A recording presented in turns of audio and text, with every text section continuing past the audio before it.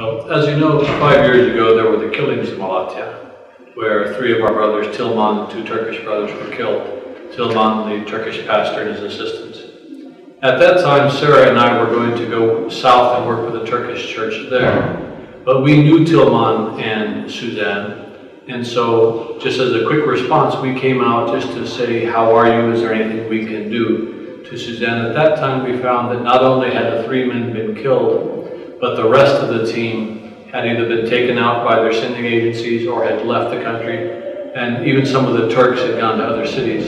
So Suzanne, who had planted that big flag, that big testimony of Jesus saying, I forgive you in the name of Jesus, now she was alone. And it was our fear that if she then had to leave the country or leave the city because she was too alone, that big flag of testimony would fall.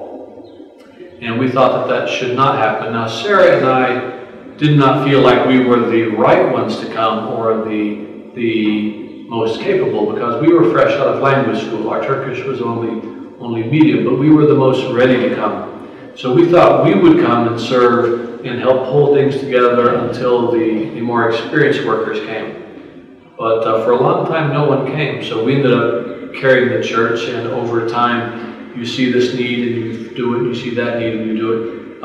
After 2 years, people were calling us pastor. So that is how we became the pastors of the church, and we've been there for 5 years now.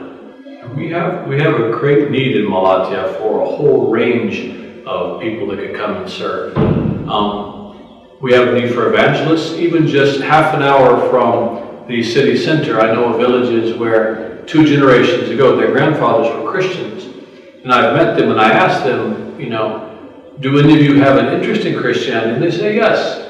You know, some of us do. We do wonder about what our grandfathers worshipped. And there's a family I know of about 200 people, but I don't have the time to go to them because we have so many other things we're already doing, and I don't have anybody I can send. So that's just one example, one village, and we have village after village after village. That's just nearby. In the surrounding region, there's Adıyaman, which there's only one young couple there holding the church together. We try to visit them and encourage them. There's Marash, the next region over, where there are believers there but no pastor. They've lost their pastor. He had to leave the city. And so we try to reach out to them. And then there's Sivas and Erzincan and Erzurum and Tunceli and Elazığ. Every state around our region has Christians in it, but no existing church. So we need people that can go out to them. We need people that can disciple, we need people that can evangelize, and we also need people to come to Malatya and just be businessmen and establish businesses, because the perception of Christians is that they are